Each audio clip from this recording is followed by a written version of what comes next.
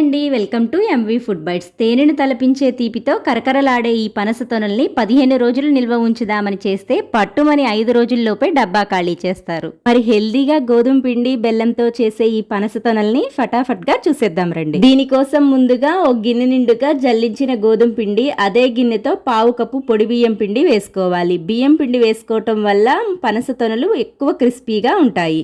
ఇప్పుడు ఇందులోకి కొద్దిగా ఉప్పు వేసి అంతా ఓసారి కలిపి 2 టేబుల్ స్పూన్ల మరుగుతున్న వేడి నెయ్యిని వేసుకోవాలి. మీరు నెయ్యి వద్దనుకుంటే ఇదే ప్లేస్లో వేడి నూనెనైనా వేసుకోవచ్చు.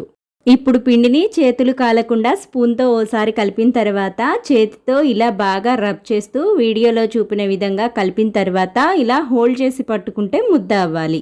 తర్వాత ఇందులోకి కొద్దిగా నీళ్ళని పోసుకుంటూ చపాతీ పిండి కంటే కాస్త గట్టిగా పూరీ పిండి కన్సిస్టెన్సీలో ఈ విధంగా కలుపుకొని 10 నిమిషాలు నాననివ్వాలి.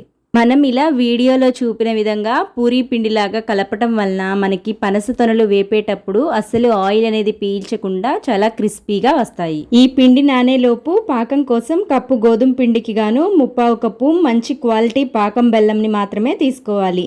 మీకు ఒకవేళ ఇది దొరకకపోతే పంచదార అయినా వేసుకోవచ్చు. ఇప్పుడు ఇందులోకి బెల్లం కరగడం కోసం గిద్ద గ్లాస్ వరకు నీళ్లను పోసి నాననివ్వండి. బెల్లం నానేలోపు ముందుగా కలిపి పెట్టుకున్న పిండిని మళ్ళీ ఒక్కసారి కలిపి చిన్న నిమ్మకాయ సైజ్ బాల్స్ లాగా తీసుకొని ఈ విధంగా ప్రెస్ చేసుకోవాలి. ఇదే విధంగా పిండి మొత్తాన్ని బాల్స్ లాగా డివైడ్ చేసుకొని ప్రెస్ చేసుకొని రెడీగా ఉంచి ఒక్కొక్కటిగా తీసుకొని పొడి పిండిలో అద్దుకొని పూరి అంత గుండ్రంగా కాకుండా ఓవెల్ షేప్ కానీ రెక్టాంగిల్ షేప్లో కానీ చేసుకొని చాకుతో పూరీ చుట్టూ ఖాళీ భాగం వదిలేసి మధ్యలో మాత్రమే ఈ విధంగా చాకుతో పక్కనే అరంగుళం దూరంలో గీతలు గీసుకొని వీడియోలో చూపిన విధంగా అంచులను నొక్కుతూ చాక్లెట్ లాగా రోల్ చేసుకోవాలి. ఈ విధంగా అంచుల్ని నొక్కుతూ రోల్ చేసుకొని చివరగా 2 చివర్లను గట్టిగా ప్రెస్ చేశారంటే మనకి ఆయిల్లో వేసినప్పుడు పనస తొనలు విడిపోకుండా చక్కగా వేగుతాయి. ఈ విధంగా పిండి అంతటిని కూడా పనస తొనల్లాగా రెడీ చేసుకున్న తర్వాత మాత్రమే డీప్ ఫ్రైకి సరిపడా ఆయిల్ పెట్టుకొని ఆయిల్కి సరిపోయేన్ని పనస తొనల్ని ఒక్కొక్కటిగా వేసుకొని మీడియం ఫ్లేమ్ మీద వేయించుకోవాలి. పనస తొనల్ని ఎప్పుడూ కూడా హై ఫ్లేమ్లో వేపకూడదండి. హై ఫ్లేమ్లో వేపారంటే పైన వేగి లోపల మెత్తగా ఉండిపోతాయి. కాబట్టి ఈ పనస తొనల్ని మీడియం ఫ్లేమ్ మీద 50% వేగిన తర్వాత గరిటెతో తిప్పుకుంటూ మంచి బంగారు రంగు వచ్చే వరకు వేపుకుంటే సరిపోతుంది.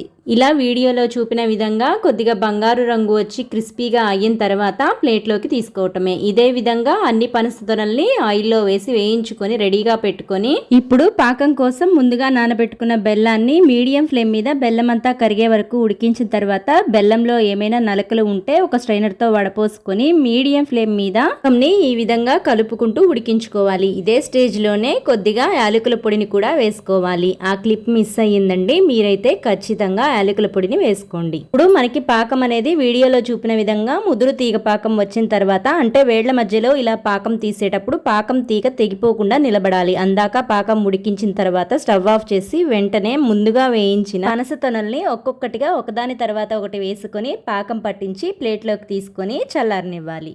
ఇక్కడ మనం చేసుకున్న పనస తొనలకి ఈ పాకం క్వాంటిటీ అనేది ఎక్కువ తక్కువ అవ్వకుండా కరెక్ట్గా సరిపోతుంది. ఒకవేళ మీకు పాకం అనేది పనస తొనలకి పట్టించేటప్పుడు గట్టిపడినట్లయితే 2 స్పూన్ల వాటర్ వేసి ఒకసారి వేడి చేసి పనస తొనలకి పట్టించండి. ఇదే విధంగా అన్ని పనస తొనలకి పట్టించి ప్లేట్లోకి తీసుకొని చల్లారిన తర్వాత ఏదైనా ఎయిర్ టైట్ డబ్బాలో స్టోర్ చేసుకున్నారంటే 15 రోజులు కాదండి, వితిన్ 5 డేస్లోనే కంప్లీట్ అయిపోతాయి. అంత రుచిగా ఉండే ఈ పనస తొనల్ని మీరు ట్రై చేసి మీకు ఎలా వచ్చాయో కామెంట్ చేయండి. మరిన్ని సింపుల్ అండ్ క్విక్ రెసిపీస్ కోసం మన ఎంవి ఫుడ్ బైట్స్ ఛానల్ని సబ్స్క్రైబ్ చేసి ఫాలో అవ్వండి.